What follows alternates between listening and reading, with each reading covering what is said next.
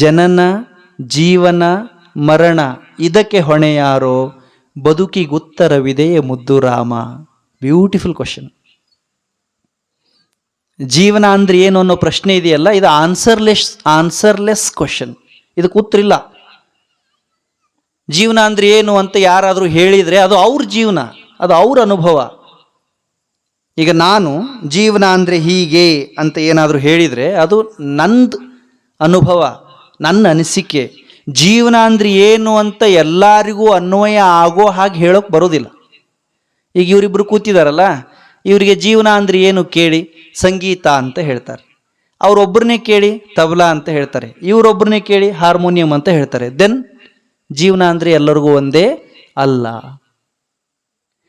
ಮೇಲಿರೋ ಸ್ವಾಮೀಜಿಗಳನ್ನೆಲ್ಲ ಕೇಳಿಬೇಕಾದ್ರೆ ಜೀವನ ಅಂದ್ರೆ ಏನು ಅಂತ ಕೇಳಿ ನೋಡಿ, ಸಮಾಜ ಅಂತ ಹೇಳ್ತಾರೆ, ಧರ್ಮ ಅಂತ ಹೇಳ್ತಾರೆ, ಸತ್ಸಂಗ ಸಚ್ಚಿಂತನೆ ಅಂತ ಹೇಳ್ತಾರೆ. ಅವರಿಗೆ ಸಂಗೀತ, ಇವರಿಗೆ ಧರ್ಮ, ಸಮಾಜ, ಸಚ್ಚಿಂತನೆ. ಅಂದ್ರೆ ಅರ್ಥ ಏನು? ಒಬ್ಬೊಬ್ಬರ ಅನುಭವಕ್ಕೂ ಜೀವನದ ಅರ್ಥ ಬೇರೆ ಬೇರೆನೇ ಇದೆ. ಜೀವನ ಅಂದ್ರೆ ಏನು ಅನ್ನೋದನ್ನ ತಿಳ್ಕೋಬಹುದೇ ವಿನಃ ತಿಳಿಸೋದಕ್ಕೆ ಬರೋದಿಲ್ಲ. ಇನ್ನೊಂದ್ಸರಿ ಹೇಳ್ತೀನಿ, ಕೇಳಿಸ್ಕೊಳ್ಳಿ. ಜೀವನ ಅಂದ್ರೆ ಏನು ಅನ್ನೋದನ್ನ ತಿಳ್ಕೋಬಹುದೇ ವಿನಃ ತಿಳಿಸೋದಕ್ಕೆ ಬರೋದಿಲ್ಲ. ಆದರೂ ಜೀವನ ಅಂದ್ರೆ ಸಾಮಾನ್ಯವಾಗಿ ಒಬ್ಬ ವ್ಯಕ್ತಿಯ ಜನನ ಮತ್ತು ಮರಣದ ನಡುವಿನ ಅವಧಿಯೊಳಗಿನ ಅನುಭವಗಳನ್ನೆಲ್ಲ ಮಥಿಸಿದ ಬಳಿಕ ಉಳಿಯುವ ಅವಿಸ್ಮರಣೀಯ ಗಳಿಗೆ. ಗಳಿಸಿದ್ದೆಲ್ಲ ಜೀವನ ಅಲ್ಲ, ಗತಿಸಿದ್ದೆಲ್ಲ ಜೀವನ ಅಲ್ಲ. ನಾವು ಗಳಿಕೆಯೊಳಗಡೆ ಗತಿಸೋದ್ರೊಳಗಡೆನೆ ಜೀವನ ಹುಡುಕ್ತಾ ಇದ್ದೀವಿ. It is not life at all. ನನ್ನ ಹತ್ರ 10 ಕೋಟಿ ರೂಪಾಯಿ ಇದೆ, 10 ಕೋಟಿ ರೂಪಾಯಿನ ತಿಜೋರಿ ಒಳಗೋ ಬ್ಯಾಂಕ್ ಒಳಗೋ ಇಟ್ಟು ಇದು ನನ್ನ ಜೀವನ ಅಂತ ಹೇಳೋದಕ್ಕಾಗುತ್ತೇನು? ಆಗೋದಿಲ್ಲ. ನನಗೆ 40, 50, 60 ವರ್ಷ ಆಯುಷ್ಯ ಆಗಿರ್ತದೆ, ಈ ಆಯುಷ್ಯವೇ ನನ್ನ ಜೀವನ ಅಂತ ನಾವು ಹೇಳೋದಕ್ಕಾಗುತ್ತೇನು? ಆಗೋದಿಲ್ಲ. ಆದ್ದರಿಂದ ಜೀವನ ಅಂದರೆ ಏನು ಅನ್ನೋದನ್ನು ತಿಳ್ಕೋಬಹುದೇ ವಿನಃ ತಿಳಿಸೋದಕ್ಕಾಗೋದಿಲ್ಲ. ಜೀವನ ಅಂದರೆ ಎಲ್ಲರೊಳಗೊಂದಾಗಿ ಕಲ್ಲು ಸಕ್ಕರೆಯಂತಾಗಿ ಸಮರಸದಿಂದ ಕೂಡಿರುವುದೇ ಜೀವನ. ಹಿರಿಯರ ಮಾತಿದು. ಎಲ್ಲರೊಳಗೊಂದಾಗಿ ಕಲ್ಲು ಸಕ್ಕರೆಯಾಗಿ ಸಮರಸದಿಂದ ಬದುಕುವುದೇ ಜೀವನ. ಇನ್ನೊಬ್ಬರಷ್ಟು ಚಂದ ಹೇಳ್ತಾರೆ ನೋಡಿ, ಅಂದುಕೊಂಡಿದ್ದಲ್ಲ ಜೀವನ, ಹೊಂದಿಕೊಳ್ಳುವುದೇ ಜೀವನ. ಏನೇನೋ ಕನಸು, ಏನೇನೋ ಕಲ್ಪನೆಗಳಿರ್ತಾವೆ ನಮಗೆ. ನಾವೇನು ಅಂದ್ಕೊಳ್ತೇವೋ ಹಾಗೇ ಎಲ್ಲ ನಡೆಯೋದಾಗಿದ್ದರೆ ಜಗತ್ತು ಹೆಂಗಿರ್ತಿತ್ತು ಹೇಳಿ? ಅಂದುಕೊಳ್ಳುವುದಲ್ಲ ಜೀವನ, ಹೊಂದಿಕೊಳ್ಳುವುದೇ ಜೀವನ ಅಂತ ಎಚ್ಚರ ಮಾಡಿದ್ದಾರೆ. ಅಂದರೆ ಈ ಅವಧಿ ಇದೆಯಲ್ಲ, ಜನನ ಮತ್ತು ಮರಣದ ನಡುವಿನ ಅವಧಿ ಎಲ್ಲ ಅಲ್ಲ, ಅದರೊಳಗಡೆ ಕೆಲವು ರಸಗಳಿಗೆಗಳು. ಎಲ್ಲ ನಮಗೆ ನೆನಪಿರೋದಕ್ಕೆ ಆಗೋದಿಲ್ಲ, ಎಲ್ಲನೂ ಹಿಡಿಯೋದಕ್ಕೆ ನಮಗಾಗೋದಿಲ್ಲ. ಅದರೊಳಗಡೆ ಇರುವಂಥ ರಸಗಳಿಗೆಗಳಿಗೆ ಬೆನ್ನು ತೋರಿಸದೆ ಪ್ರೀತಿಯಿಂದ ಸ್ವೀಕರಿಸಿ ಚಾಣಾಕ್ಷತೆಯಿಂದ ವ್ಯವಹರಿಸುವುದೇ ಜೀವನ. We have to accept it. ಸ್ವೀಕರಿಸ್ಬೇಕು ನಾವು. Acceptance is the greatest philosophy of life. ತಿರಸ್ಕಾರ ಮಾಡಬಾರ್ದು. ತಿರಸ್ಕಾರ ನಿಸರ್ಗದ ವಿರೋಧ, ಸ್ವೀಕಾರ ನಿಸರ್ಗದ ಪರ. ಜೀವನ ಅಂದ್ರೇನು? ಬದುಕು ಅಂದ್ರೇನು? ಅವನು ಪೇಳದಂತೆ ಪಯಣಿಗನು ನೀನು. ಡಿ ವಿ ಗುಂಡಪ್ಪನವ್ರದ್ದು ಮಾತು. ನೀನು ಜಸ್ಟ್ ಪ್ಯಾಸೆಂಜರ್. ಮದುವೆಗೋ ಮಸಣಕೋ ಹೋಗೆಂದ ಕಡೆಗೆ ಹೋಗು. ಬದುಕು ಜಟಕಾ ಬಂಡಿ, ವಿಧಿ ಅದರ ಸಾಹೇಬ. ಬದುಕು ಜಟಕಾ ಬಂಡಿ, ವಿಧಿ ಅದರ ಸಾಹೇಬ. ಕುದುರೆ ನೀನ್, ಅವನು ಪೇಳ್ದಂತೆ ಪಯಣಿಗನು. ಮದುವೆಗೋ ಮಸಣಕೋ ಹೋಗೆಂದ ಕಡೆಗೆ ಹೋಗು. ಪದ ಕುಸಿಯೇ ನೆಲವಿಹುದು Mankutimma. It is not in our hand. ನಮ್ಮ ಕೈಯಾಗ ಏನೂ ಇಲ್ಲ. ಏನು ಬರ್ತದೋ ಅದನ್ನೆಲ್ಲ ನಾವು ಸ್ವೀಕಾರ ಮಾಡಬೇಕು, ಎಕ್ಸೆಪ್ಟ್ ಮಾಡಬೇಕು, ಹೊಂದ್ಕೋಬೇಕು, ಅಡ್ಜಸ್ಟ್ ಆಗಬೇಕು. ಯಾವಾಗ ನಾವು ಸ್ವೀಕಾರ ಮಾಡೋದನ್ನು ಕಲಿತೀವೋ, ಅಂದರೆ ಹುಟ್ಟಿದ ಮೇಲೆ ಸಾಯೋವರೆಗೂ ನಾವು ನಡೆಯೋ ಕಾಲಕ್ಕೆ ನಮ್ಮ ಹಾದಿಯೊಳಗಡೆ ಏನೇನು ಬರ್ತದೋ ಎಲ್ಲಾನು ನಾವು ಸ್ವೀಕಾರ ಮಾಡಬೇಕು ಮತ್ತು ಅನುಭವಿಸ್ಬೇಕು ಮತ್ತು ನಿರಾಳ ಆಗಬೇಕು. 3 ಶಬ್ದ ಹೇಳ್ತೇನೆ, ಕೇಳಿಸ್ಕೊಳ್ರಿ ಜೀವನಕ್ಕೆ. ಒಪ್ಪಿಕೋ, ಅನುಭವಿಸು, ನಿರಾಳನಾಗು. ಇನ್ನೊಂದ್ಸರಿ ಹೇಳಿ. ಒಪ್ಪಿಕೋ, ಅನುಭವಿಸು, ನಿರಾಳನಾಗು. Accept, experience it, enjoy it. ಗೊತ್ತಿಲ್ಲ ಯಾರ ಜೀವನದಲ್ಲಿ ಏನಾಗ್ತದೆ ಯಾರಿಗೆ ಗೊತ್ತಿದೆ. ನಾವು ಯಾರೂ ಅಪೇಕ್ಷೆ ಪಟ್ಟು ಹುಟ್ಟಿಲ್ಲ, ಅಪೇಕ್ಷೆ ಪಟ್ಟು ಬಂದಿಲ್ಲ. ಅನ್ಸರ್ಟನ್. ಭಗವಂತನ ಕೃಪಾ. ಇದೇ ಊರೊಳಗಡೆ, ಇದೇ ಮನೆಯೊಳಗಡೆ, ಇದೇ ಅವ್ವ ಅಪ್ಪನ ಹೊಟ್ಟೆ ಒಳಗಡೆ ಹುಟ್ಟಬೇಕು ಅಂತ ನಮಗೆಲ್ಲ ಅಪೇಕ್ಷೆ ಇತ್ತು. ಹಂಗೆ ಒಂದು ವೇಳೆ ಅಪೇಕ್ಷೆ ಪಟ್ಟವ್ರು ಅಪೇಕ್ಷೆ ಪಟ್ಟಲ್ಲಿ ಹುಟ್ಟೋದಕ್ಕೆ ದೇವ್ರ ಅವಕಾಶ ಕೊಟ್ಟಿದ್ದಿದ್ದರೆ ನಾವು ಯಾರೂ ಬಡವ್ರ ಹೊಟ್ಟೆಗೆ ಹುಟ್ಟೋದಕ್ಕೆ ಇಷ್ಟನೇ ಪಡ್ತಿರ್ಲಿಲ್ಲ, ಹಳ್ಳ್ಯಾಗ ಹುಟ್ಟಕ್ಕೆ ಇಷ್ಟಪಡ್ತಿರ್ಲಿಲ್ಲ, ದಡ್ರ ಮನ್ಯಾಗ ಹುಟ್ಟಕ್ಕೆ ಇಷ್ಟಪಡ್ತಿರ್ಲಿಲ್ಲ. ಕೆಲವ್ರು ಹೆಣ್ಮಕ್ಳಾಗಿ ಹುಟ್ಟಕ್ಕೆ ಇಷ್ಟಪಡ್ತಿರ್ಲಿಲ್ಲ, ಗಂಡ್ಮಕ್ಳಾಗಿ ಹುಟ್ಟಕ್ಕೆ ಇಷ್ಟಪಡ್ತಿರ್ಲಿಲ್ಲ, ಕುಳ್ಳಗಿರಕ್ಕೆ ಇಷ್ಟಪಡ್ತಿರ್ಲಿಲ್ಲ, ಎತ್ತರಿರಕ್ಕೆ ಇಷ್ಟಪಡ್ತಿರ್ಲಿಲ್ಲ, ತೆಳ್ಳಗಿರಕ್ಕೆ ಇಷ್ಟಪಡ್ತಿರ್ಲಿಲ್ಲ, ದಪ್ಪಾಗಕ್ಕೆ ಇಷ್ಟಪಡ್ತಿರ್ಲಿಲ್ಲ, ದಡ್ರಾಗಕ್ಕೆ ಇಷ್ಟಪಡ್ತಿರ್ಲಿಲ್ಲ, ಶಾಣೆ ಆಗಕ್ಕೆ ಇಷ್ಟಪಡ್ತಿರ್ಲಿಲ್ಲ. ಚಾಯ್ಸ್. ಹೆಂಗೆ ಬೇಕು ಹಂಗೆ ಅರ್ಜಿ ಬರ್ಕೊಂಡು ಎಲ್ಲಿ ಬೇಕಲ್ಲಿ ಹುಟ್ಟಿ ಬಿಡ್ತಿದ್ದೆವು. ಮುಂದೆ ಮುಂದೆ ಸುಮ್ಮನೆ ಕಲ್ಪನೆ ಮಾಡಿಕೊಳ್ಳ್ರಿ, ದೇವ್ರು ನಮಗೆ ಅವಕಾಶ ಕೊಟ್ಟಿದ್ದ. ಹೆಂಗೆ ಬೇಕು ಹಂಗೆ, ಎಲ್ಲಿ ಬೇಕಲ್ಲಿ, ಯಾವಾಗ ಬೇಕು ಆವಾಗ ಹುಟ್ಟ್ರಿ ಅಂತ ಅವಕಾಶ ಕೊಟ್ಟಿದ್ರೆ ಕೌಲ್ಗುಡ್ಡದಾಗ ಎಲ್ಲರೂ ಹಿಂಗಿರ್ತಿದ್ವಿ. ಎಲ್ಲರೂ ಒಂದೇ ಥರ ಇರ್ತಿದ್ವಿ. ಎಲ್ಲರೂ ಬೆಳ್ಳಗರ ಇರ್ತಿದ್ವಿ, ತೆಳ್ಳಗರ ಇರ್ತಿದ್ವಿ. ಎಲ್ಲರೂ ಸಾವುಕಾರ ಇರ್ತಿದ್ವಿ, ಎಲ್ಲರೂ ಶಾಣೆನೇ ಇರ್ತಿದ್ವಿ. ಮಬ್ಬು ಮಂದಿ ಹುಡುಕಿದ್ರೂ ಸಿಗ್ತಿರ್ಲಿಲ್ಲ. ಆದರೆ ದೇವರಿಗೆ ಗೊತ್ತಿತ್ತು, ಜಗತ್ತಿನ ಸೌಂದರ್ಯ ಹೆಚ್ಚಾಗೋದು ವೆರೈಟಿಯಿಂದ. ಇಲ್ಲಿ ಎಲ್ಲ ಇರಬೇಕು, ಚಲೋನೂ ಇರಬೇಕು, ಕೆಟ್ಟನೂ ಇರಬೇಕು ಅಂತನ ದೇವ್ರು ಈ ಅವಕಾಶ ನಮ್ಮ ಕೈಯ ಕೊಟ್ಟಿಲ್ಲ. ಆದರೆ ದೇವ್ರು ಏನು ಅವಕಾಶ ಕೊಟ್ಟಿದ್ದಾನೆ ಅಂದರೆ, ಈ ಜೀವನದೊಳಗಡೆ ಬರೋ ಅವಕಾಶಗಳನ್ನು ಸ್ವೀಕಾರ ಮಾಡೋದಕ್ಕೆ ಅವಕಾಶ ಕೊಟ್ಟಿದ್ದಾನೆ. ಎಕ್ಸೆಪ್ಟ್ ಇಟ್ ಯಾರ್, ಸ್ವೀಕಾರ ಮಾಡು, ತಗೋ ಮೊದಲು, ಮತ್ತು ಅನುಭವಿಸು, ಎಕ್ಸ್ಪೀರಿಯನ್ಸ್ ಇಟ್. ಈಗ ನಾನು ಬಡವ್ರ ಮನೆಯೊಳಗೆ ಹುಟ್ಟಿದ್ದೀನಿ, ನಾನು ಕಣ್ಣೀರು ಹಾಕ್ಕೊಂಡು ಕೂಡಬಾರ್ದು. ಬಡವ್ರ ಮನೆಯಾಗ ಯಾಕೆ ಹುಟ್ಟಿಸಿದಿ ಅಂತ ಬಡತನದ ಸೌಗಂಧವನ್ನು ಅನುಭವಿಸ್ಬೇಕು. ಅದರೊಳಗೊಂದು ಆನಂದ ಇದೆ, ಅದರೊಳಗೂ ಒಂದು ಸ್ವರ್ಗ ಇದೆ. ಗುಡಿಸಲದೊಳಗೆ ಏನು ಆನಂದ ಇದೆಯೋ, ಸ್ವರ್ಗ ಇದೆಯೋ, ಸಂತೋಷ ಇದೆಯೋ ಅದು ಅರಮನೆಗಿಲ್ಲ. ಅರಮನೆಯೊಳಗೆ ಏನು ವೈಭವ ಇದೆಯೋ, ಸಂಪತ್ತಿದೆಯೋ, ಸಮೃದ್ಧಿ ಇದೆಯೋ ಅದು ಗುಡಿಸಲದೊಳಗೆ ಇರಲಿಲ್ಲ. ಇಲ್ಲಿಯವ್ರು ಇಲ್ಲಿದನ್ನ, ಅಲ್ಲಿಯವ್ರು ಅಲ್ಲಿದನ್ನ, ಅವ್ರು ಅದನ್ನ, ಇವ್ರು ಇದನ್ನ ಎಂಜಾಯ್ ಮಾಡಿ, ಎಕ್ಸ್ಪೀರಿಯನ್ಸ್ ಮಾಡಿ, ಎಕ್ಸೆಪ್ಟ್ ಮಾಡಿ. Mixture. Life is mixture of humdrum affairs. ಎಲ್ಲ ಕೂಡಿದ್ದಕ್ಕೆ ಜೀವನ ಅಂತ ಕರೀತಾರೆ. ಜೀವನ ಅಂದ್ರೇನು? ಮಿಕ್ಸ್ಚರ್, ಮಿಕ್ಸ್ ಆಗಿದೆ. ಏನೇನು ಮಿಕ್ಸ್ ಆಗಿದೆ?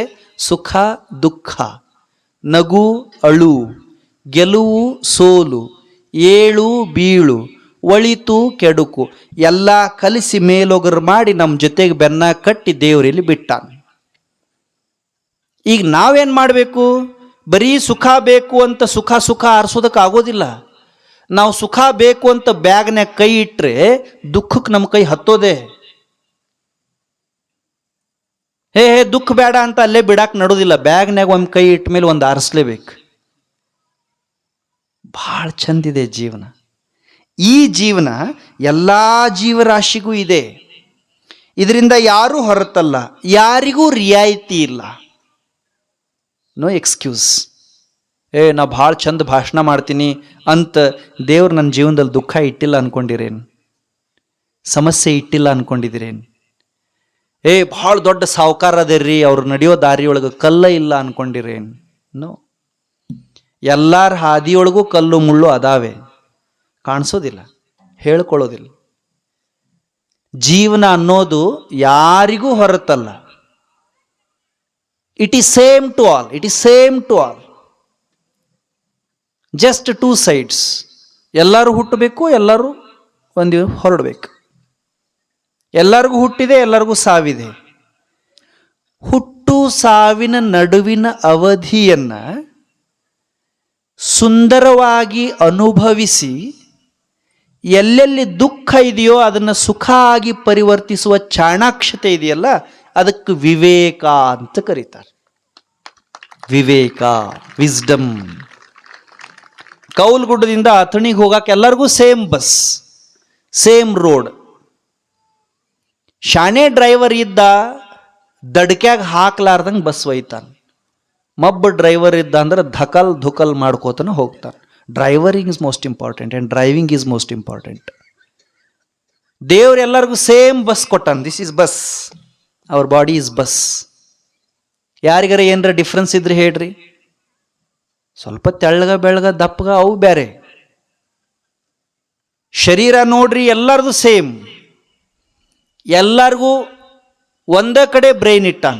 ಯಾರಿಗಾರ ಎಡಕ್ಕಿಟ್ಟಾನ ಬಲಕ್ಕಿಟ್ಟಾನ ವ್ಯತ್ಯಾಸ ಮಾಡ್ಯಾನೇನು ದೇವರು? ಎಲ್ಲರಿಗೂ ರೈಟ್ ಸೈಡ್ ಬ್ರೈನ್ ಇಟ್ಟಾನ, ಎಲ್ಲರಿಗೂ ಎರಡಕ್ಕೆ ಕಣ್ಣು ಇಟ್ಟಾನ, ಮತ್ತು ಕರೆಕ್ಟ್ ಅದ ಜಾಗದಾಗ ಇಟ್ಟಾನ. ನೋಡ್ರಿ ಬೇಕಾರೆ ಯಾರಿಗಾರ ಇಲ್ಲ, ಸೇಮ್ ಬಸ್. ಒಂದ ಮೂಗಿಟ್ಟಾನ, ಒಂದ ಬಾಯಿ, ಎಲ್ಲರಿಗೂ ಹಲ್ಲು same, same structure, same structure. ಕಿವಿ ಹಂಗ, ಕೈ ಹಂಗ, ಕಾಲ್ ಹಂಗ, ಶರೀರದ ಒಳಗ ಹೃದಯ ಹಂಗ, ಶ್ವಾಸಕೋಶ ಹಂಗ, ಮೂತ್ರಪಿಂಡ ಹಂಗ. ಏನು ಅದ್ಭುತ ಸೃಷ್ಟಿ ರೀ. ಒಮ್ಮೆ ಯಾವಾಗಾರ ಒಬ್ಬರ ಕೂತ್ಕೊಂಡು ಇದ್ರ ಬಗ್ಗೆ ಚಿಂತನೆ ಮಾಡಿ ನೋಡಿ ಹೆಂಗಿಟ್ಟಾನ ದೇವ್ರು. ಎಷ್ಟು ಕೆಲಸ ನಡೀತಾವ ಇದ್ರಾಗ. Same structure, same system. ಒಂದೇ ಥರ ಬಸ್ ಕೊಟ್ಟಾನ ದೇವ್ರು ಎಲ್ಲರಿಗೂ. ಓಡಿಸೋನ್ ಶಾಣೆ ಬೇಕಲ್ಲ. ನಾವು ನಮ್ದ ಬಸ್ ಚಲೋ ಐತಿ ಅಂತ ಹೆಂಗೆ ಬೇಕು ಹಂಗೆ ಓಡಿಸಿದೇವಂದ್ರೆ ಹೋಗಿ ಮುಟ್ಟೋ ಊರಿಗೆ ಹೋಗಕ್ಕೆ ಆಗೋದಿಲ್ಲ.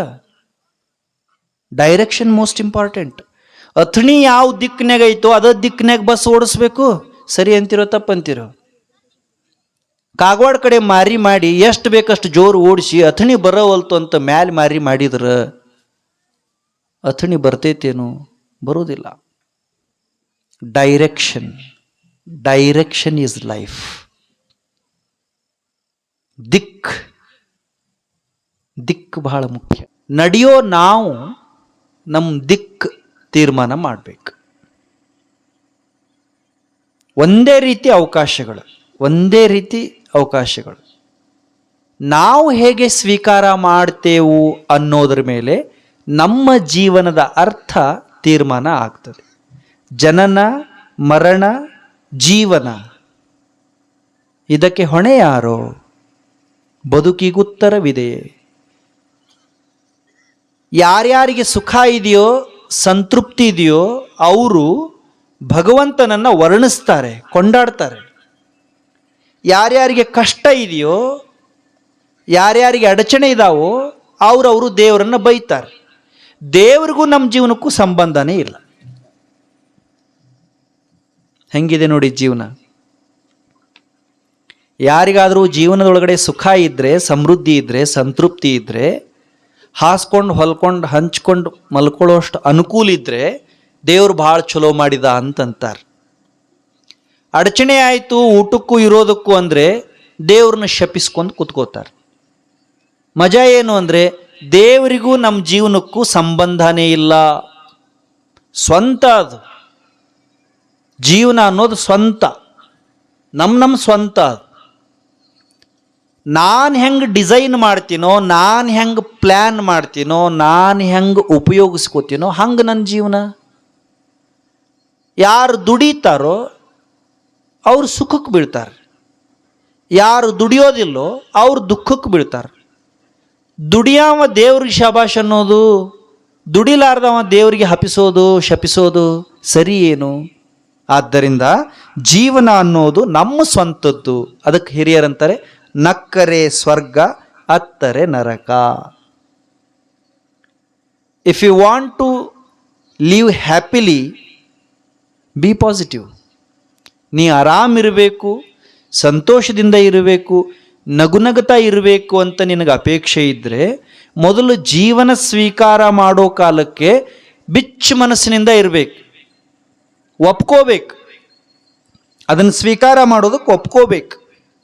ಅದಕ್ಕೆ ನಾ ಆರಂಭದೊಳಗೆ ಹೇಳಿದೆ, ಜೀವನ ಅಂದರೆ ಏನು ಅನ್ನೋದನ್ನು ತಿಳ್ಕೋಬಹುದೇ ವಿನಃ ತಿಳಿಸೋದಕ್ಕೆ ಬರೋದಿಲ್ಲ. ಜೀವನ ಅಂದರೆ ಕೆಲವರಿಗೆ ನಾಟಕ, ಕೆಲವರಿಗೆ ಕ್ರೀಡೆ, ಕೆಲವರಿಗೆ ಸಂಗೀತ, ಕೆಲವರಿಗೆ ಸೋಜಿಗ ಆಶ್ಚರ್ಯ, ಕೆಲವರಿಗೆ ಗೆಲುವು, ಕೆಲವರಿಗೆ ಸೋಲು. ಯಾರ್ಯಾರಿಗೆ ಹೇಗೆ ಕಂಡಿರ್ತದೋ ಹಾಗಾಗೆ ಭಾವಿಸಿ ಹೇಳ್ತಾರೆ. ಅವ್ರು ಹೆಂಗೆ ಎಕ್ಸ್ಪೀರಿಯನ್ಸ್. ಈಗ ಅಥಣಿಗೆ ಹೋಗೋ ಬಸ್ನಲ್ಲಿ ಅಥಣಿಗೆ ಹೋಗೋ ಕಾಲಕ್ಕೆ ಕಚ್ಚಾ ಡಕೋಟಾ ಬಸ್ ಒಳಗೆ ಕೂತಿದ್ರೆ, ಧಡಕ್ ಧಡಕ್ ಅಂದಿದ್ರೆ, ಎತ್ತಿ ಒಗದಿದ್ರೆ, ವಾಪಸ್ ಊರಿಗೆ ಬಂದ್ಮೇಲೆ ಏನು ಹೇಳ್ತಾರೆ? ಹೆಂಗಿತ್ತು ಅಥಣಿ ಅಂದ್ರೆ ಮೈಕೈ ನೋವಾತು ಅಂತಾರೆ. ಡಿಲಕ್ಸ್ ಬಸ್ನಾಗ ಕೂತಿದ್ರೆ ರೌ ಅಂತ ಕರ್ಕೊಂಡೋಗಿ ತಂದು ಬಿಟ್ರೆ ಹೆಂಗಿತ್ತು ಅಥಣಿ ಅಂದ್ರೆ ಮಸ್ತ್ ಇತ್ತಂತಾರೆ. ಹೋಗಿದ್ದು ಒಂದೇ ಊರಿಗಲ್ಲ, ಡಿಸ್ಟೆನ್ಸು ಸೇಮ್ ಅಲ್ಲ, ಎಕ್ಸ್ಪೀರಿಯನ್ಸ್ ಡಿಫ್ರೆನ್ಸ್. ನಾವು ಹೆಂಗೆ ಅನುಭವಿಸ್ತೀವಿ ಅದ್ರ ಮೇಲೆ ನಮ್ಮ ಜೀವನ ತೀರ್ಮಾನ ಆಗ್ತದೆ. 1-2-3 ಸಾಲು ಹೆಂಗದಾವ ನೋಡ್ರಿ.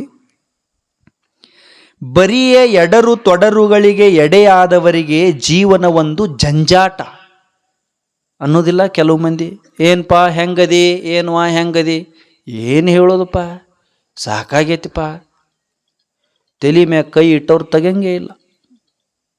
ಅಯ್ಯೋ ಯಾಕಾರ ದೇವ್ರು ಹುಡ್ಸ್ಯಾನೋ ಏನೋ ನಮ್ಮನ್ನು, ಏನು ಬರ್ದೈತೋ ಏನು ಹಣ್ಯಾಗ ಮಾತಾಡ್ತಾರೆ ಅನ್ನೋದಿಲ್ಲ. ಯಾರಿಗೆ ಬರೀ ಎಡರು ತೊಡರುಗಳೇ ಎಡೆಯಾಗಿರ್ತಾವೋ ಅವರಿಗೆ ಜೀವನ ಅನ್ನೋದು ಜಂಜಾಟ. ಅನುಕೂಲಗಳನ್ನೇ ಹಾಸಿ ಹೊದ್ದವರಿಗೆ ಜೀವನ ಅನ್ನೋದು ವರದಾನ. ನೀವು ಕೆಲವ್ರನ್ನ ಕೇಳಿ ನೋಡಿ ಹೆಂಗಿದೆ ಜೀವನ, ಮಸ್ತ್ ಅಂತಾರೆ. ಮಸ್ತ್, ಭಾರಿ ಮಸ್ತ್. ಬಯಸದೆ ಎಲ್ಲವೂ ದೊರೆತವರಿಗೆ ಜೀವನವೆಂದರೆ ಸೋಜಿಗ. ಕೆಲವ್ರಿಗೆ ಏನೂ ಆಸೆ ಇರೋದಿಲ್ಲ, ಎಲ್ಲ ಬಂದು ಮನ್ಯಾಗ ಬಿದ್ದಿರ್ತದೆ. ಕನಸ್ನಾಗೂ ಅನ್ಕೊಂಡಿರೋದಿಲ್ಲ, ಎಲ್ಲ ಅವ್ರ ಹತ್ರ ಇರ್ತದೆ. ಅವ್ರಿಗೆ it is an amazing thing, ಸೋಜಿಗ. ಬಯಸಿಯೂ ಏನೂ ಸಿಗದವರಿಗೆ ಬಯಲು ಜಾಗ. ಕೆಲವರು ಎಲ್ಲ ಅಪೇಕ್ಷೆ ಮಾಡ್ತಿರ್ತಾರೆ ಆದರೂ ಸಿಗೋದಿಲ್ಲ. ಅಂದರೆ ಜೀವನ ಅನ್ನೋದು ಇದೊಂದು ಚಿತ್ರ ವಿಚಿತ್ರ ಘಟನೆಗಳ ಮಿಶ್ರಣ. ನಾವೆಲ್ಲ ಗರ್ಭದಿಂದ ಗೋರಿಯವರೆಗೆ ಎದುರುಗೊಳ್ಳುವ ಎಲ್ಲ ಸಂಗತಿಗಳೂ ನಮ್ಮ ಜೀವನದ ಭಾಗವೇ. ಊಮ್ ಟು ಟಾಮ್, ಗರ್ಭದಿಂದ ಗೋರಿಯವರೆಗೆ. ತಾಯಿ ಗರ್ಭ ಸೀಳಿಕೊಂಡು ಹೊರಗೆ ಬಂದ ಮೇಲೆ ಭೂಮಿ ತಾಯಿ ಗರ್ಭ ಸೀಳಿಕೊಂಡು ಒಳಗೆ ಹೋಗೋವರೆಗೂ ಏನೇನು ಅನುಭವಿಸ್ತೀವೋ ಆ ಅನುಭವದೊಳಗಡೆ ಇರುವಂಥ ಎಲ್ಲ ಸಾರ, ಅದನ್ನೆಲ್ಲ ಏನು ಮಥಿಸ್ತೇವೋ, ಅದನ್ನೆಲ್ಲ ಏನು ಸ್ವಂತಿಕೆ ಮಾಡಿಕೊಳ್ತೇವೋ ಅದಕ್ಕೆ ಜೀವನ ಅಂತ ಕರೀತಾರೆ, ಲೈಫ್ ಅಂತ ಕರೀತಾರೆ. ಯಾರ್ಯಾರಿಗೆ ಏನೇನು ಅನುಭವ ಆಗುತ್ತಾವೋ, ಏನೇನು ಅವಕಾಶ ಸಿಗ್ತಾವೋ, ಎಂಥ ಕೃಪಾ ಸಿಗ್ತದೋ ಅಂಥ ವ್ಯಾಖ್ಯಾನಗಳನ್ನು ಅವ್ರ ಜೀವನಕ್ಕೆ ಕೊಡ್ಬೋದು. ಒಟ್ನಲ್ಲಿ ಜೀವನ ಅಂದ್ರೆ ಏನು? ಹುಟ್ಟು ಮತ್ತು ಸಾವಿನ ನಡುವಿನ ಅವಧಿ, ಬದುಕು. ಏನು ಜೀವನದ ಅರ್ಥ, ಏನು ಪ್ರಪಂಚ ಅರ್ಥ? ಡಿ ವಿ ಗುಂಡಪ್ಪನವ್ರು ಪ್ರಶ್ನೆ ಮಾಡ್ತಾರೆ. ಏನು ಜೀವನದ ಅರ್ಥ, ಏನು ಪ್ರಪಂಚ ಅರ್ಥ, ಏನು ಜೀವ ಪ್ರಪಂಚಗಳ ಸಂಬಂಧ, ಏನಿದ್ರೊಳಗೆ ಏನು ಮಜಾ ಇದಾವೆ, ಏನು ಲಿಂಕ್ ಅದ ಹೇಳ್ರಿ. ಪ್ರಪಂಚ ಅಂದ್ರೇನು, ಜೀವ ಅಂದ್ರೇನು, ಜೀವಕ್ಕೂ ಪ್ರಪಂಚಕ್ಕೂ ಏನು ಸಂಬಂಧ? D V ಗುಂಡಪ್ಪನವ್ರು. ಕಾಣದಿಲ್ಲಿರ್ಪುದೇ ನಾನು ಮುಂಟೆ, ಅಜ್ಞಾನ ಪ್ರಮಾಣವೇ ಮಂಕುತಿಮ್ಮ. ತಿಳಿಲಾರ್ದು, ಕಾಣ್ಲಾರ್ದು, ಗೊತ್ತಾಗ್ಲಾರ್ದು ಪ್ರಪಂಚದಾಗ ಏನೈತೆ ಹೇಳ್ರಿ? ಏನು ಸಾಮಾನ್ಯ ಪ್ರಶ್ನೆ ಇದೆ ಇದು. ಅಂದ್ರ ಜೀವನ ಅಂದ್ರೆ ಏನು ಅಂತ ಯಾರ ಹೇಳಾಕ್ ಹೋದ್ರೆ ಅವ್ರಿಗಿಂತ ದಡ್ಡರು ಯಾರೂ ಇಲ್ಲ, ಯಾರೂ ಇಲ್ಲ. ಯಾಕ? ಎಲ್ಲರಿಗೂ ಗೊತ್ತೈತಿ. ಈಗ ನೀವೇನು ಇಲ್ಲೆಲ್ಲ ಕೂತಿದ್ದೀರಲ್ಲ, ನಿಮ್ಗೇನು ಜೀವನ ಅಂದ್ರೆ ಏನು ಗೊತ್ತಿಲ್ಲ?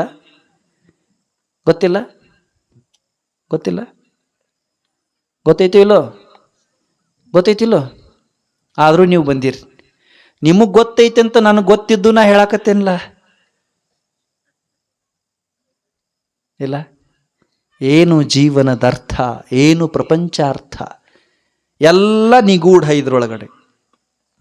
ಈ ನಿಗೂಢ ಗಂಟುಗಳನ್ನು ಬಿಚ್ಚುವುದೇ ಜೀವನ. ಒಮ್ಮೆ ಗೌತಮ್ ಬುದ್ಧರು ಪ್ರವಚನಕ್ಕೆ ಬರೋ ಸಮಯ ಆಗಿತ್ತು. ಮುಂಜಾನೆ ಪ್ರವಚನ ಮಾಡ್ತಿದ್ರು. 10,000 ಜನ ಭಿಕ್ಕುಗಳು ಇರ್ತಿದ್ರು. ಭಿಕ್ಕುಗಳು ಅಂದರೆ ಬೌದ್ಧ ಸನ್ಯಾಸಿಗಳು. 10,000 ಜನ.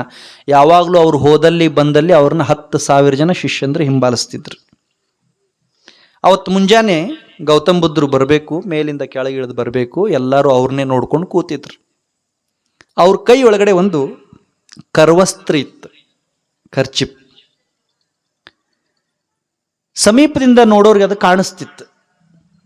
ಸಾಮಾನ್ಯವಾಗಿ ಗೌತಮ್ ಬುದ್ಧರ ಕೈ ಒಳಗಡೆ ಏನೂ ಇರ್ತಿರ್ಲಿಲ್ಲ. ಯಾರ ಕೈಯಾಗ ಏನೂ ಇರೋದಿಲ್ಲಲ್ಲ, ಅವ್ರು ಭಾಳ ಚಲೋ. ಆಗಲ್ಲೇ ಪರಮಾನಂದ ಒಡೆಯ ಅಪ್ಪವ್ರು ಅಂದ್ರು ಆಗಲೇ ಅಲ್ಲಿ ಕೂತಾಗ, ನಾವೆಲ್ಲ ಕೈಯಾಗಿ ಹಿಡ್ಕೊಂಡಿವಿ, ಆರಾಮಿರ್ಬೇಕಂತೀವಿ. ಹೆಂಗಾಗ್ತದೆ? ನಿಮಗೆ ತಿಳಿಯಂಗಿಲ್ಲ ಇದು.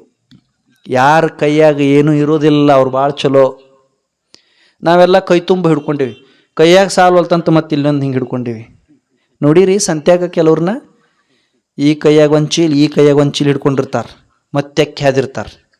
2 ಹುಡುಗರು ಇಟ್ಕೊಂಡಿರ್ತಾರೆ. ನೋಡ್ರಿ ಸಂತಿಯಿಂದ ಬರ್ಬೇಕಾರೆ ಬಗಿಟ್ಲಕ್ಕನೇ संती पाहिजे पाहिजे पाहिजे सगळं हे पाहिजे तो पाहिजे सगळं पाहिजे या सारखं अनस्वल्त नमग ಬೇಕ್ ಬೇಕ್ ಬೇಕ್ ಬೇಕ್ ಬೇಕ್ ಬೇಕ್ ಎಷ್ಟು ಕೊಟ್ಟರು ಬೇಕು. ಮತ್ತು ಆರಾಮ ಇರ್ಬೇಕಂತೀವಿ. ಇದಕ್ಕೂ ಅದಕ್ಕೂ ಆಗೋದಿಲ್ಲ. ಯಾವುದಕ್ಕೂ ಬೇಕು ಅನ್ನೋದಕ್ಕೂ ಆರಾಮ ಇರಬೇಕು, ಇವೆರಡಕ್ಕೂ ಆಗೋದಿಲ್ಲ ಒಂದಕ್ಕೊಂದು. ನಾವು ಅದು ಇದು ಎರಡೂ ಬೇಕಂತೀವಿ. ಹಂಗಾಗೋದಿಲ್ಲ. ಒಂದಿತ್ತು ಅಂದ್ರೆ ಒಂದು ಇರೋದಿಲ್ಲ. ಗೌತಮ್ ಬುದ್ಧರು ಅಂಥವ್ರು. ಅವ್ರು ಏನೂ ಅಪೇಕ್ಷೆ ಪಡೋರಲ್ಲ, ಏನು ಬಯಸ್ತಿರ್ಲಿಲ್ಲ. ಒಂದು ಹೊತ್ತು ಪ್ರಸಾದ ಯಾವುದಾದ್ರೂ ಒಂದು ಮನೆಯಾಗ ಕೊಟ್ಟರು ಅಂದ್ರೆ ಮುಗೀತು. ಅಂಥವರು ಅವತ್ತು ಮುಂಜಾನೆ ಪ್ರವಚನಕ್ಕೆ ಬರೋ ಕಾಲಕ್ಕೆ ಒಂದು ಕರ್ಚಿಪ್ ಹಿಡ್ಕೊಂಡಾರ, ರೇಷ್ಮೆ ಕರ್ಚಿಪ್. ಸಮೀಪದಿಂದ ನೋಡೋರಿಗೆ ಕಾಣಿಸ್ತು. ಯಾರ್ದು ಇರ್ಬೋದು ಇದು? ಬಹುತೇಕ ಯಾರೋ ರಾಜ ಮಹಾರಾಜರು ಕೊಟ್ಟಿರ್ಬಹುದು ಅಂತನ ಗೌತಮ್ ಬುದ್ಧರು ಹಿಡ್ಕೊಂಡಿರ್ಬಹುದು, ಏನೋ ಇದ್ರೊಳಗೆ ಇರಬಹುದು ಅಂತ ಎಲ್ಲರೂ ಲೆಕ್ಕ ಮಾಡ್ತಿದ್ರು. ಗೌತಮ್ ಬುದ್ಧರು ಸಮೀಪಕ್ಕೆ ಬಂದರು. ಸುಮ್ಮನೆ ಬರ್ತಿರ್ಲಿಲ್ಲ ಅವರು. ಅದೇನು ಕರ್ಚಿಪ್ ಇತ್ತಲ್ಲ, ಆ ಕರ್ಚಿಪ್ನ ಒಂದೊಂದು ಗಂಟು ಹಾಕೋತ ಬರ್ತಿದ್ರು. ಕರ್ಚಿಪಿಗೆ ಗಂಟು ಹಾಕಿರೋ ಇಲ್ಲೋ? ಕರ್ಚಿಪಿಗೆ ಗಂಟು ಹಾಕಿರೋ ಇಲ್ಲೋ? ಗಂಟು ಹಾಕಿದ್ಕ ಬಂದೇವಿಲ್ಲ ನಾವು. ಅವರು ಒಂದೊಂದೇ ಗಂಟು ಹಾಕೋತ ಬರ್ತಿದ್ರು. ಮುಂದೆ ಕೂತು ಒಬ್ಬ ಶಿಷ್ಯ ಕೇಳಿದ, ಗುರುಗಳೇ ಏನು ಮಾಡ್ತಾ ಇದ್ದೀರಿ? ಎಷ್ಟು ಚಂದ ಸ್ವಚ್ಛ ಸುಂದರ ಕರ್ಚಿಪ್ ಐದು ನಿಮ್ಮ ಕೈಯೊಳಗೆ. ಅದನ್ನು ಗಂಟು ಹಾಕಿ ಯಾಕೆ ಅಂದ ಕೆಡ್ಸಾಕತ್ತೀರಿ? ಶಬ್ದ ಚಂದ ಕೇಳಿಸ್ಕೋಬೇಕು. ಎಷ್ಟು ಸ್ವಚ್ಛ ಸುಂದರ ಕರ್ಚಿಪ್ ನಿಮ್ಮ ಕೈಯೊಳಗದೆ, ಅದನ್ನು ಯಾಕೆ ಗಂಟು ಹಾಕಿ ಅಂದ ಕೆಡ್ಸಾಕತ್ತೀರಿ ಅಂತ ಕೇಳ್ದ ಶಿಷ್ಯ. ಗೌತಮ್ ಬುದ್ಧರಂದ್ರು, ನಿಮ್ಗೊಂದೇನೋ ಹೇಳಬೇಕಿತ್ತು, ಅದ್ರ ಸಲುವಾಗಿ ಹಾಕ್ತಾ ಇದ್ದೀನಿ. ಏನು ಹೇಳಬೇಕು ಗುರುಗಳೇ? ಹೇಳಿಬಿಡಿ, ಕುತೂಹಲ ಎಲ್ಲರಿಗೂ. ಅವ್ರು ಹೇಳಿದರು, ದಡ್ಡ, ನಾನು ಬರೀ ಕೈಯೊಳಗಿರೋ ಹರಿದು ಹೋಗೋ ಕರ್ಚಿಪಿ ಗಂಟು ಹಾಕ್ತಾ ಇದ್ದೀನಿ, ಆದರೆ ನೀವು ದೇವರು ಕೊಟ್ಟಿರುವಂಥ ಸ್ವಚ್ಛ ಸುಂದರವಾದ ಜೀವನದೊಳಗಡೆ ಬಿಡಿಸಲಾರ್ದ ಗಂಟು ಹಾಕೊಂಡು ಕೂತಿರಲ್ರೋ. ನಾಟ್ ಅಂತಾರೆ ಇಂಗ್ಲೀಷ್ ಒಳಗೆ. ಗಂಟಿಗೆ ನಾಟ್ ಅಂತ ಕರಿತಾರೆ. ಎಂಥವು ಗಂಟು ಹಾಕೊಂಡಿವಿ ಗೊತ್ತಾ ನಾವು? ಗಂಟಂದ್ರೆ ತಿಳಿತದಲ್ಲ ಇವ್ರಿಗೆಲ್ಲ? ಗಂಟಂದ್ರೆ ತಿಳಿತೈತಲ್ಲ. ದೊಡ್ಡ ಗಂಟು ಥೊಡೆ ಮಂದಿಗೆ ಹೊಟ್ಟೆಗಾಗಿರ್ತಾವೆ, ಥೊಡೆ ಮಂದಿಗೆ ತಲೆಯಾಗಿರ್ತಾವೆ. ಹೊಟ್ಟೆಯಾಗಿನೂ ತಲೆಯಾಗಿನೂ ಆಪ್ರೇಷನ್ ಮಾಡಿ ತೆಗಿಬೋದು. ಮನಸ್ಸಿನಾಗೇನು ಗಂಟು ಹಾಕೋತೇವಲ್ಲ, no doctors can release it. ತೆಗ್ಯಾಕೆ ಬರೋದಿಲ್ಲ ಯಾರಿಗೂ ಅದನ್ನು. ನಮ್ಮ ತಲೆಯಾಗ ಹೊಟ್ಟೆಯಾಗ ಥೊಡೆ ಮಂದಿಗೆ ಬೆನ್ನಾಗೂ ಆಗಿರ್ತಾವೆ. ಗೌತಮ್ ಬುದ್ಧ ಅಂತಾನೆ, ಅಲ್ಲೋ ನಾನು ಹರಿದು ಹೋಗೋ ವಸ್ತ್ರದಾಗ ಹಾಕಿದ ಗಂಟು ನಿನಗೆಷ್ಟು ಚಂದ ಕಾಣಿಸ್ತಾ ಇದೆಯಲ್ಲ, ಸ್ವಚ್ಛ ಸುಂದರ ಜೀವನವನ್ನು ಪರಮಾತ್ಮ ಕೊಟ್ಟಿದ್ದಾನೆ. ಬೇಡವಾದ ಗಂಟುಗಳನ್ನು ಹಾಕಿ ಕಗ್ಗಂಟು ಮಾಡಿ ಜೀವನದ ಆನಂದ ಕಳ್ಕೊಂಡಿದೆಯಲ್ಲ, ನಿಂಗೆ ತಿಳಿಯೋದಿಲ್ಲ ಅಂತ. ಅವಾಗ ಅವ ತಿಳ್ಕೊತಾನೆ, ಓ, ಜೀವನದೊಳಗಡೆ ಗಂಟು ಹಾಕಬಾರ್ದು. ಮತ್ತು ಹಂಗೆ ಬುದ್ಧರು ಮುಂದಕ್ಕೆ ಹೋಗ್ತಿರ್ತಾರೆ. ಆಯಿತು, ಈಗ ನಾ ಇದನ್ನು ಬಿಚ್ತೀನಿ ಅಂತಾರೆ. ಅವರು ಬಿಚ್ಚಾಕ್ ಚಾಲೂ ಮಾಡ್ತಾರೆ. ಹೆಂಗೆ ಬಿಚ್ಚಾಕ್ ಚಾಲೂ ಮಾಡ್ತಾರಂದ್ರೆ, ಅವು 2 ತುದಿ ಹಿಡಿದು ಲೂಸ್ ಮಾಡಿ ಬಿಚ್ಚೋದಿಲ್ಲ, ವಾಪಸ್ ಅವನು ಜೋರ್ ಜಗ್ಗಕ್ಕೆ ಚಾಲು ಮಾಡ್ತಾರೆ. ಮತ್ತೊಬ್ಬ ಶಿಷ್ಯ ಕೇಳ್ತಾನೆ, ಗುರುಗಳೇ ಮೊದಲ ಗಂಟು ಹಾಕಿರಿ ಮತ್ತು ಒತ್ತಿ ಜಗ್ಗಾಕತ್ತೀರಿ, ದೊಡ್ಡ ಕಗ್ಗಂಟಾದ್ರೆ ಬಿಡ್ಸಾಕ್ ಬರೋದಿಲ್ಲ, ನಿಮ್ಗೆ ತಿಳಿಯಂಗಿಲ್ಲ? ಶಿಷ್ಯನ ಪ್ರಶ್ನೆ. ಗೌತಮ್ ಬುದ್ಧರಂತಾರೆ, ನಂಗೆ ತಿಳಿದಿದ್ದಕ್ಕೆ ಜಗ್ಗಿ ಬಿಗಿ ಮಾಡೇನೋ. ಅಂಥದ್ದೇನು ಗುರುಗಳೇ ತಿಳಿಯಿತು? ನಿಮಗೂ ಎಲ್ಲೆಲ್ಲಿ ತಪ್ಪಿರಿ ಅಂತ ಗೊತ್ತಿಲ್ಲ, ಎಲ್ಲೆಲ್ಲಿ ಎಡಿವೀರಿ ಅಂತ ಗೊತ್ತಿಲ್ಲ.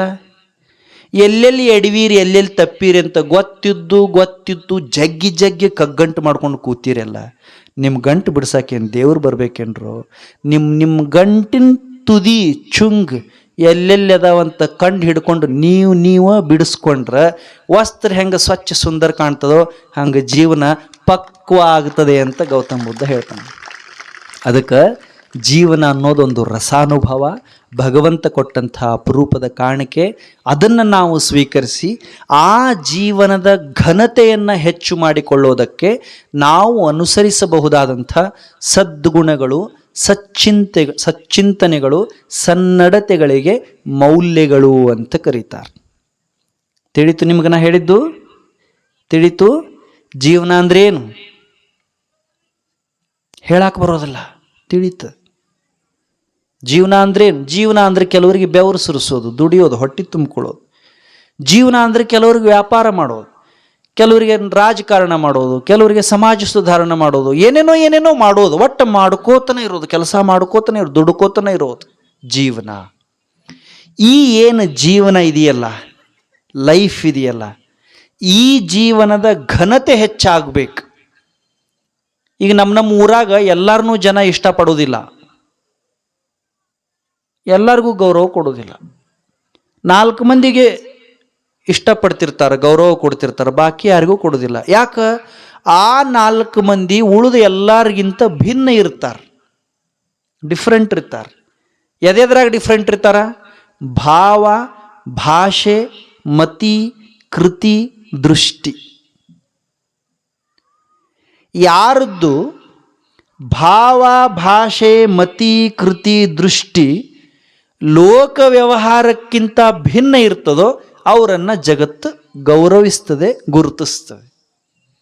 ಹಂಗ ಭಾವ, ಭಾಷೆ, ಮತಿ, ಕೃತಿ, ದೃಷ್ಟಿ ಇವು 5 ಸ್ವಚ್ಛ ಮಾಡಿಕೊಳ್ಳೋದಕ್ಕೆ, ಸಮರ್ಥ ಮಾಡಿಕೊಳ್ಳೋದಕ್ಕೆ, ಸದೃಢ ಮಾಡಿಕೊಳ್ಳೋದಕ್ಕೆ ಮೌಲ್ಯ ಅಂತ ಕರೀತಾರೆ.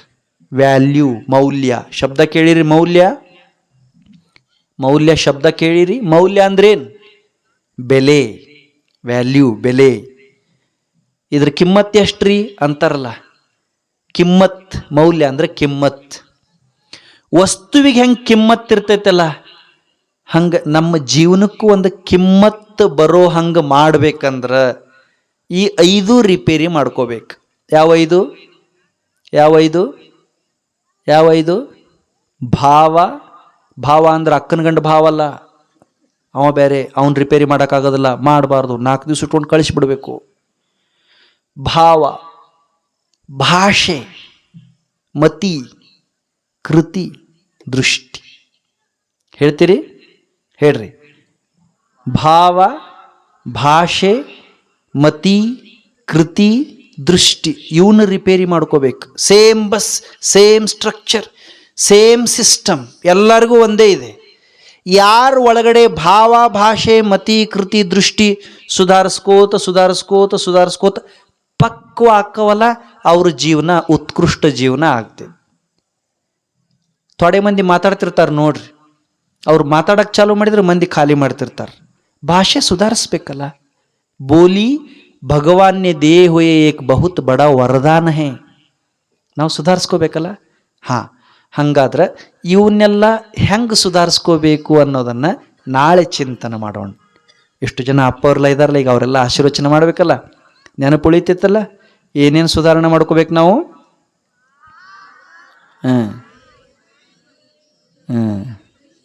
ಅಂತೂ ಇಂತೂ ದಂಡಿಗೆ ಬಂದು ಹತ್ತಿದ್ರಿ. ಇವ 5 ಹೆಂಗೆ ಸುಧಾರಣೆ ಮಾಡ್ಕೊಳ್ಳೋದು, ಏನು ಟ್ರೀಟ್ಮೆಂಟ್ ಕೊಡೋದು ಅದಕ್ಕೆ ನಮ್ಮ ಒಳಗದವು. ಇದನ್ನು ಸುಧಾರಣೆ ಮಾಡೋಕ್ಕೆ ಯಾರ ಕೈಲೂ ಆಗೋದಿಲ್ಲ. ಈಗ ನನ್ನ ಒಳಗಡೆ ಏನು ಭಾವ ಇದೆಯೋ ಈ ಭಾವವನ್ನು ಸುಧಾರಣೆ ಮಾಡೋದಕ್ಕೆ ಜಗತ್ತಿನಾಗ ಯಾರ ಕೈಲೂ ಆಗೋದಿಲ್ಲ. ಯಾಕಂದ್ರೆ ಅದು ಹೆಂಗೈತಿ ಅಂತ ಅವ್ರಿಗೇನು ಗೊತ್ತಾಗ್ತೈತಿ. ನನ್ನ ಕಾಲಿಗೆ ಬಾವು ಬಂತು ಅಂತ ಇಟ್ಕೊಡ್ರಿ, ಡಾಕ್ಟರ್ ಬೇಕಾದ್ರೆ ರಿಪೇರಿ ಮಾಡ್ತಾರೆ. ಕಾಲಿಗೆ ಏನರ ಬಡಿಸ್ಕೊಂಡು ಬಾವು ಬಂತು ಅಂದ್ರೆ ಡಾಕ್ಟ್ರಿಗೆ ರಿಪೇರಿ ಮಾಡಕ್ಕೆ ಬರ್ತೈತಿ. ಒಳಗೆ ಭಾವ ಹೊಲಸಾಯಿತು ಅಂದ್ರೆ ಡಾಕ್ಟ್ರಿಗೆ ಏನು ಗೊತ್ತಾಕೈತಿ? No machines can detect. ಯಾವ ಮಷಿನ್ಗೂ ಅದು ಕಾಣೋಂಗಿಲ್ಲ.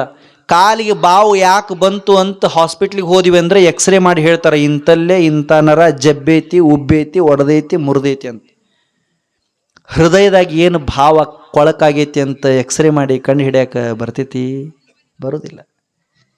ಇವಕ್ಕೆ ಏನು ಟ್ರೀಟ್ಮೆಂಟ್ ಕೊಡಬೇಕು ಅನ್ನೋದನ್ನು ನಾಳೆ, ಅದ್ರ ಮರುದಿನ, ಅದ್ರ ಮರುದಿವ್ಸ, 4 ದಿವಸ ಇದು ಟ್ರೀಟ್ಮೆಂಟ್.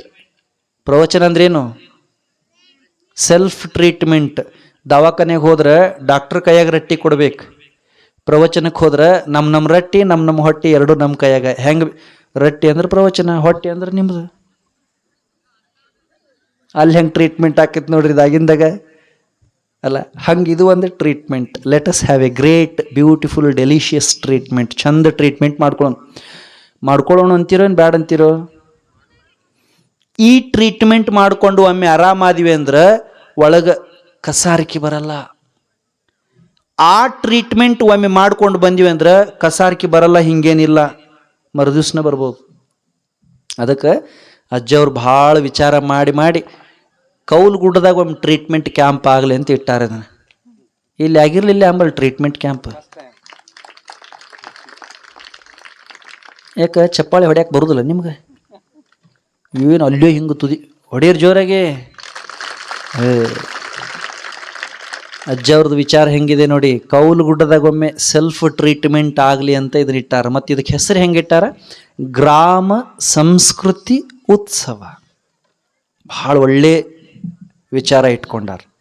ಮತ್ತು ಎಲ್ಲ ಮಹಾತ್ಮರನ್ನ, ವಿದ್ವಜ್ಜನರನ್ನ, ಸದ್ಗುರುಗಳನ್ನು ಕರೆಸಿ ಟ್ರೀಟ್ಮೆಂಟ್ ಅವ್ರವ್ರ ಕೊಟ್ಕೋಬಾರ್ದು. ಹಿಂಗಾಕತಿ.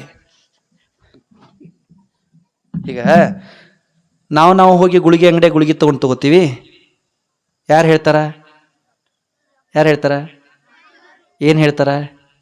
ಯಾವಾಗ ತಗೋಬೇಕಂತ ಹೇಳ್ತಾರೆ.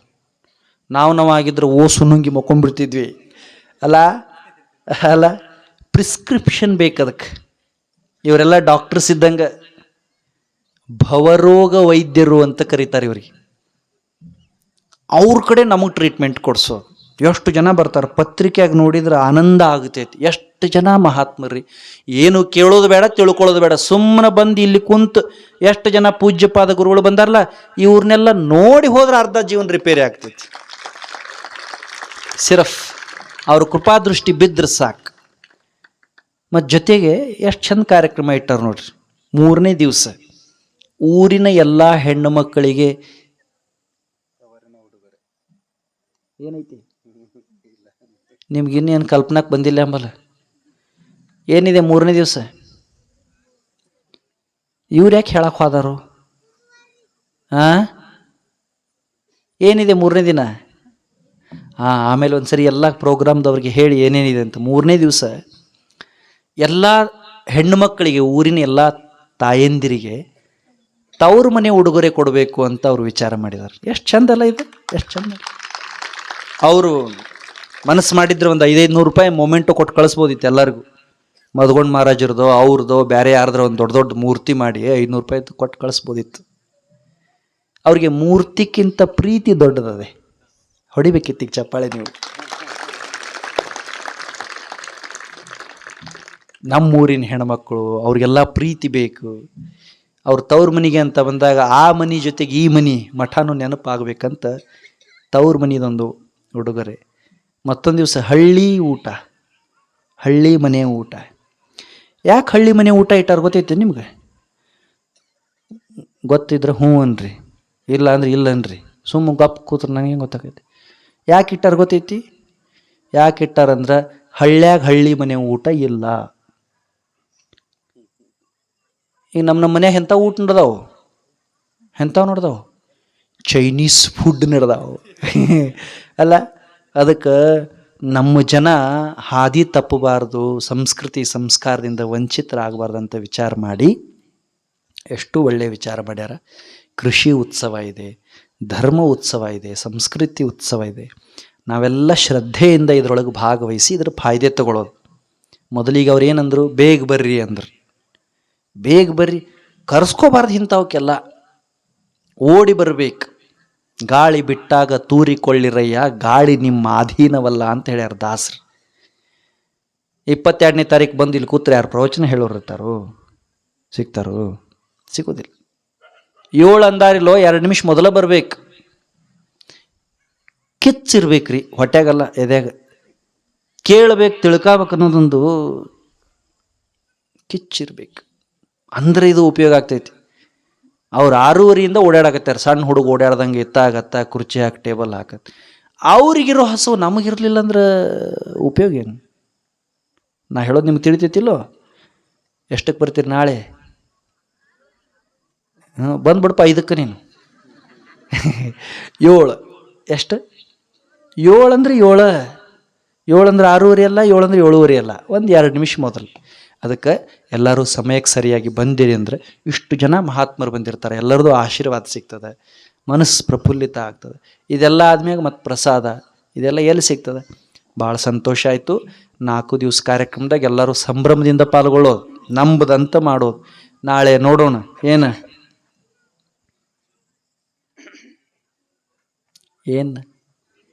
ಟ್ರೀಟ್ಮೆಂಟ್. ಲೇಟಾಗಿ ಬಂದವ್ರಿಗೆ ಟ್ರೀಟ್ಮೆಂಟ್ ಮಿಸ್ ಆಕೈತೆ. ಮತ್ತು ನಮಸ್ಕಾರ.